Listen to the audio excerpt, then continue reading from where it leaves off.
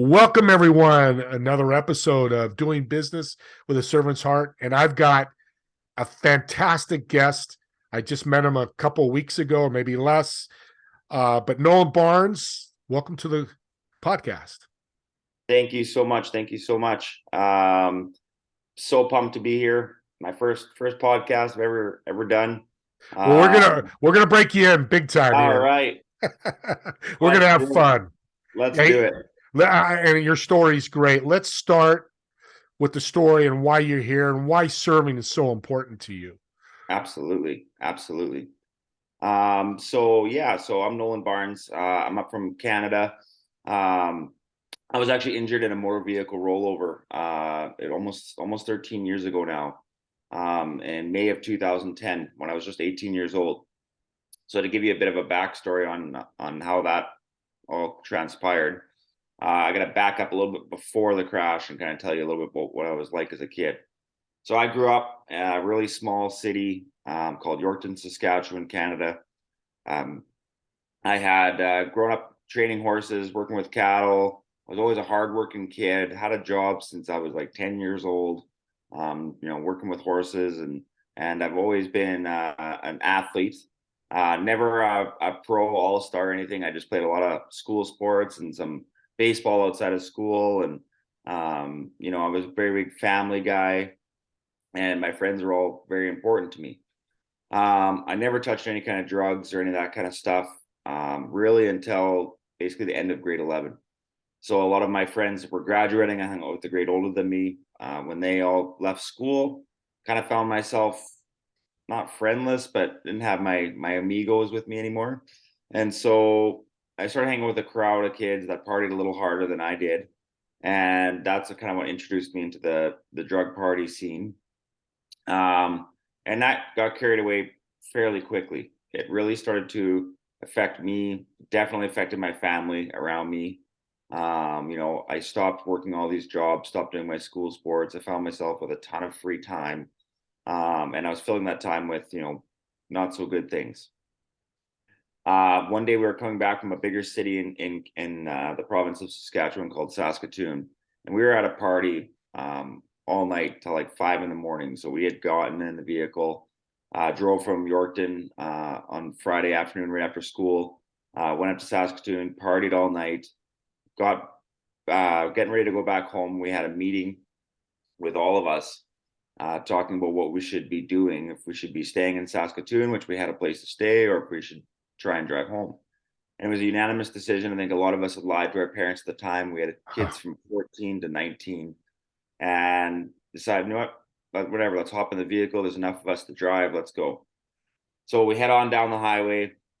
At one point in time, we actually stopped for a bathroom break and we switched seats with a guy that was driving from a girl that was in the back seat that felt like he really shouldn't be behind the wheel. No problem. So she hopped in the driver's seat. He came, sat beside me, continued on down the road. The last thing I remember is going to sleep and then waking up and I'm outside. And the weird thing was I didn't feel like any pain or any kind of real, you know, anything. I just was kind of wondering, why the heck am I outside? And then I could hear the girls start screaming and crying. Wow. And I went to go stand up. And when I went to stand up, I did like a push up and I realized, oh my God, I can't feel the lower half of my body. And I remember looking around, turning, seeing my feet there, and that being a relief because I felt like I was cut in half or something. And then it hit me like a brick. I'm paralyzed. Like right away, I knew. So I started screaming for help, and a lady came over and knelt down beside me and kind of comforted me and just said that we had rolled our truck and that ambulances were on the way and someone's going to come look after you. And then she went on to go help some of the other kids. And the EMTs arrived and they put me in the back of an ambulance and were carrying me off to the hospital. And all these emotions and things are running through my mind. One of the first things I thought of was my family. Mhm. And then I thought, what's my life going to be like? Like I've never met a paraplegic before, let alone been one. So getting up to the hospital and getting all my assessments done. And one of the assessments that they do is they break a popsicle stick in half and they poke you around with it. And they say, can you feel this? Can you feel this? So they're poking me in spots I could feel. And then they're saying, "Can you feel this? Can you feel this?" I said, "No, no." And I thought it was maybe like a control test or something, like Mhm. they weren't actually poking me. And then I looked down and I seen that they were touching my legs and I couldn't feel them anymore. Um, the next 3 days I spent sitting in hospital, waiting for a surgery to get rods put in my back. And it was at that moment that I felt super, super loved. I think it was like 83 people come visit me in those 3 days from all corners of the province. Family, friends, people I haven't talked to in years. And it really built a lot of belief in myself because I realized how much of an impact I made on people. And after the 3 days, I got my back surgery. I had some complications. My lungs filled up with fluid. And so I had to be induced into a coma for 2 weeks. And during this time in this coma, I was watching my whole life basically go from trying to stand in my dreams and not being able to walk to walking again one day. And when I woke up, one of the first things I did when I finally got the ventilators and stuff out was I told my mom and dad I loved them and that I was sorry. Mm. I said, I put you guys through hell and I can't possibly, make up for this. And my parents are great. They just showed me unconditional love and said, "Don't worry about that, Nolan. Let's just worry about getting up and Amen. walking again." Wow. And that's when the journey of, you know, my new life was about to begin. At the time, it looked very grim, Steve. Like I thought that I was going to go back to my farm and my family's going to have to help me do everything. I would never be independent. That I'd never have a girlfriend. I'd never do sports again. I just thought it was the end of the road for me. Wide range of emotions. Super wide range of Yeah. emotions. Wow. Yeah. And so I got introduced. I was very like I didn't want to talk to anyone that was in a chair that was, injured around me. I just figured this is gonna be a temporary thing. I'm gonna walk out of here. This isn't gonna be my life. And I kept trying to sell myself on that story. And then I met a gentleman in a wheelchair who did some pretty incredible things with his life. And as he's telling us his story, he's a professional adaptive water skier. He had a wife and kids. He owned a small business. He was very relatable and very cool. And when I looked at him and met him, I thought to myself, I could be something like that. Maybe there's a life here to be lived. And so he introduced me into adaptive water skiing. And when I got into that, like I come from a ski family, I figured I'd be able to just go back home to the lake and go water skiing with my family. I had no idea where this was going to go. And to kind of fast forward for time's sake, a year later, I met the Canadian team coach. They sent me down to Winter Haven, Florida, to learn how to ski in February, which up here is impossible. Yeah. So I went down to the beautiful southern states and got in some warm water with the Gators, and I spent a whole 2 weeks down there, and I couldn't get up on a slalom ski. The next year, I remember going to the gym. I had got a trainer that found me at the WaterSki Club and offered to bring me into his gym and train me. And that's a very important key part of my story too. Basically, everything that's I'm talking to you about made an impact in my life in a way I would never expect. So, Awesome. yeah, by doing that, I the next year come back to Saskatoon, and there's 3 events in water skiing. There's slalom ski, trick ski, and jump ski. Well, I learned how to get up on a trick ski, so that's basically all I ever did. And one of the guys at the ski club one day was giving me the gears because I wasn't slalom skiing. I said, "Well, I can't get up on a slalom ski." And he said, Wow. "You don't look like a bitch to Yeah. me." And you know how to motivate me. I'm like, damn right, I'm not. And so I get on the ski for the first time in a while. Boom, get up, no problem. And then from then on there, I think part of it was developing the muscle, and then Yeah. the other part of it was just having that real drive to want to do it. And then I get up on a slalom ski for the first time. Well, that went from being the event that was probably my least favorite event to fast forward, another 7 years, breaking a slalom world record, um, Amen. being ranked, number 2 in the world for all 3 events. My life just really took off in that direction. I became a big advocate for people with disabilities in my community. Putting my old home city on the map. And then if I'm going to rewind a little bit, that guy that brought me to his gym to train me, well, he had a private gym, was basically all executives that went to that gym. And so the language that executives talk in is a little bit different than in layman's terms. And I started to think totally different about money and how to accumulate wealth. At the time, I went to school and I was a parts manager for a power line construction company. And I really didn't love what I did because I'd go in the coffee room and I would tell people, man, I'm going to do something big with my life. And they'd say, Nolan, how are you going to do that here? And I thought, you're right. How am I going to do that here? I'm not. And, the universe brought me another gift. They had a financial friend's coworker's wife was a financial advisor. And she came and introduced herself to me and took over my finances and taught me some just basic principles, which I thought were fascinating. Now, keep in mind, I was never a math guy, Steve. I was like, Not your forte. Yeah. yeah, just let me pass. Yeah. And when I worked with her for about a year as a client, one day she said, Nolan, you have great people skills. She's like, I think you'd be good in this business. And I thought, I don't think you know what you're who you're talking to. I don't think I'd be good at all. And she says, well, Nolan, she's like, I can teach you the fundamentals and like how investments and how insurance works. I can't teach people to be personable. And she's like, that's what's important.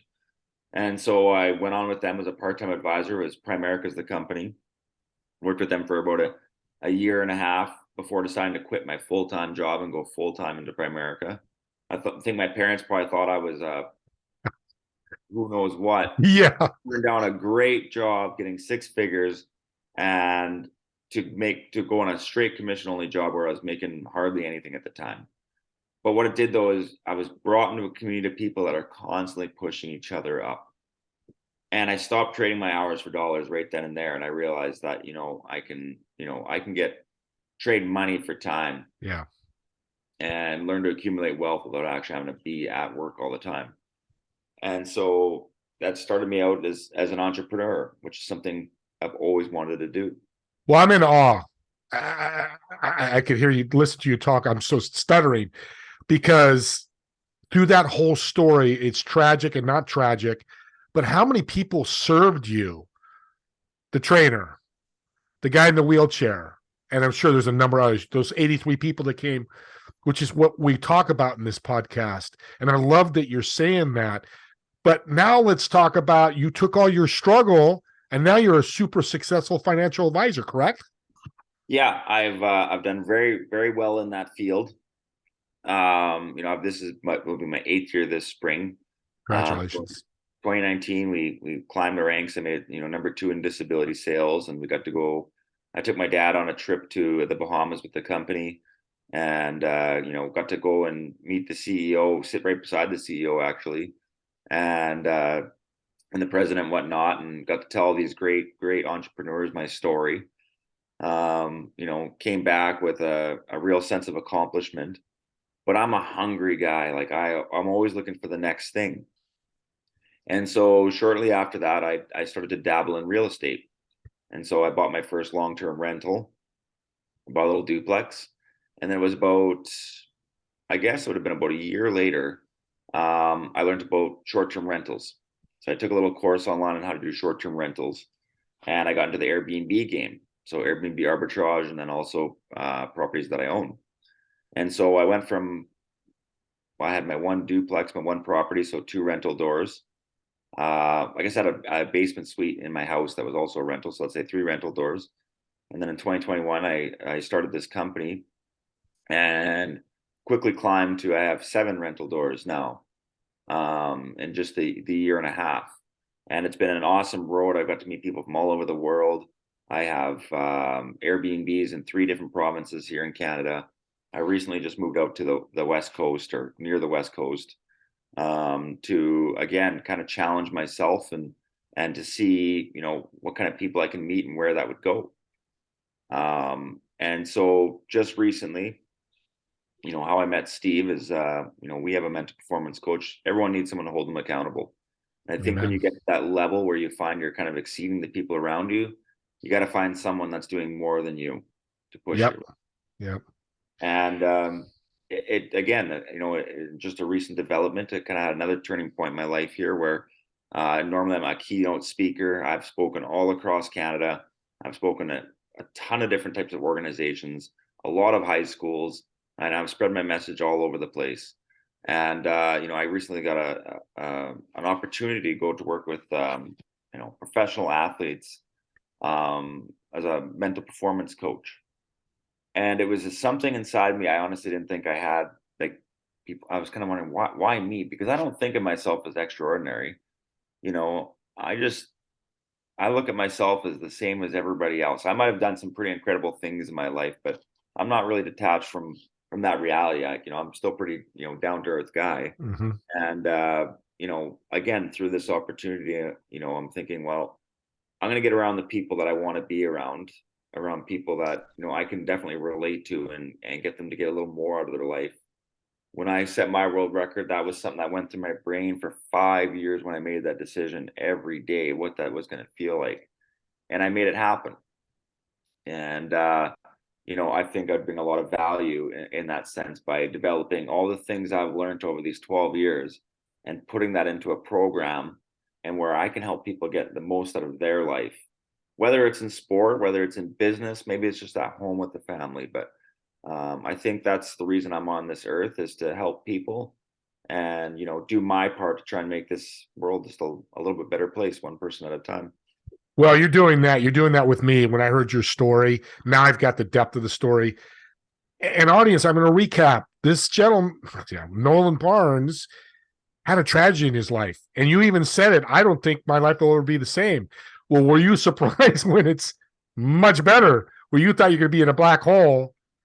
And I didn't know about the rentals, and I didn't, I knew about the coaching, but and I love the recap. Tragedy, recover from that, overcome it, become a top financial advisor of Primerica, rentals. You're just moving up the ladder as a paraplegic.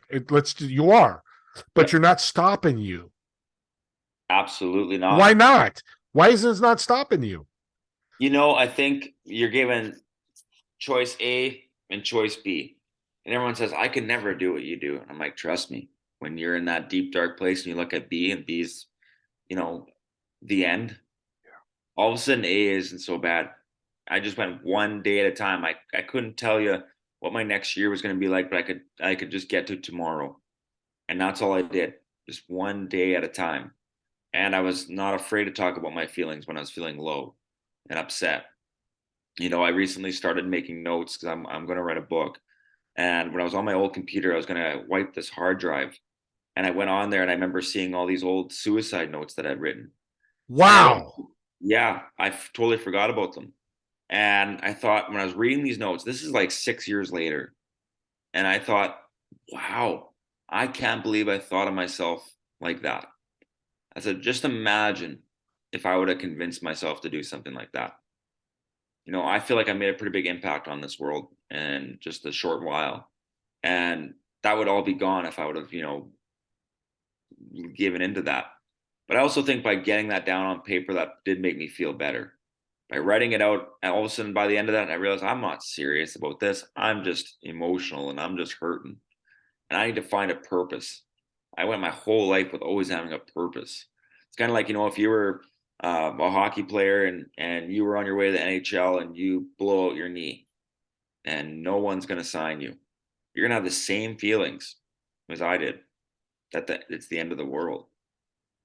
You No, know, no, and that's incredible. Your hole's even deeper than I thought with the suicide. And I appreciate your transparency. And you're right. You may not think that, but if you're struggling out there, audience, you're broke right now. yeah, If no one can do it, I know it's a cliche. If no one can do it, I can do it. You all can do it. That's what you're trying to get the message out, is correct? absolutely, Love it. absolutely. Love it. And like I said, I've talked to a ton of people all over the place, and I always let them get in touch with my Instagram or through my website or Facebook. And when I hear the impact statements of people after delivering one of my presentations, and I realize how some people just at the right time needed to hear that. And I've got some awesome, awesome success stories. There's probably a million that I don't know about. But for some of the people that told me what they were going through and how they're changing things, and then you talk to them years later, and it's like, wow, you really did make a difference from that point on. You decided, I'm no longer going to be sitting down depressed and unhappy. I'm gonna do something. I don't know what, but I'm gonna start doing something, right? And I Yeah. went to the hospital. When I was in the hospital, I had 3 other people around my age that were all injured, and that's kind of like my control to figure out where I'm going in life.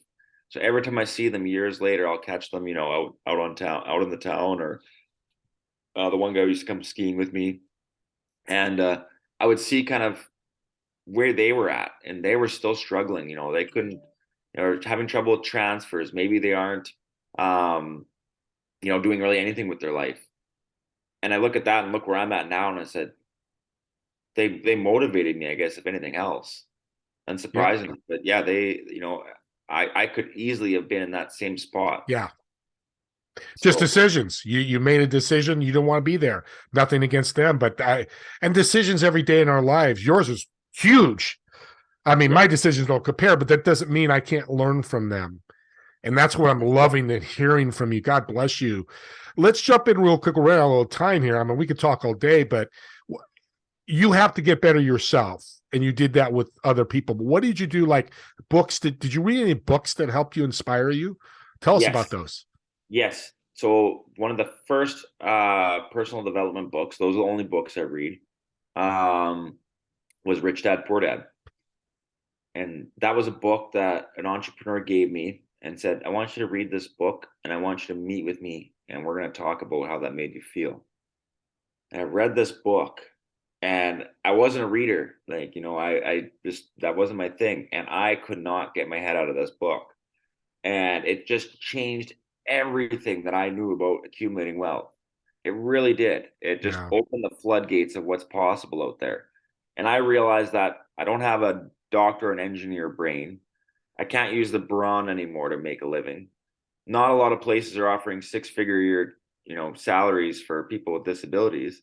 So what am I going to do? I have to do something different. And that book just changed how I thought about money. And I've lent that book out like a million times. Good I have for a friend you. that has it right now, and I've read it a few times. And that book alone, I was going to say, if you're going to pick any book to start your personal development journey, read that one first, even if you're not a money motivated person, because chances are you probably think of money Oh, in a negative context. But once you read that book, you're going to really understand the power, behind creating streams of income, and how, and in a day like today, in an inflation-ridden world, if you watch the news of the skies falling, it's all doom and gloom. yeah. I don't watch any of that crap. I might stay in touch with it because I kind of need to know as an advisor what's going on in the world, but I don't wake up in the morning and watch what the politicians are doing, because I can't control that. What I can control is what's in here. You Amen. know, so that's a great book to, if you're going to get started, to start with that one. And I love it, Nolan, because a lady told me this week that I had as a guest, she said, how many times do you think about money? Just think about it a day. And when she said it to me, I started thinking about my hotel room I'm paying for, what I'm paying for. And you're right. Financial advisors are super important in this world because we don't know how to handle it, but an expert like you can. So I want you to reach out to Nolan.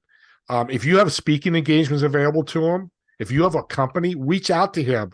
He'll get that set up, and I'll help you get set up, because that's my goal with Nolan, is to get this message out, because he never gave up. And we hear that all the time, but he's still learning and he's still serving, because he got served when he had his injury. Now he's giving back. If we all do that in this world, right, Nolan, it'd be a better place when we watch all this crap.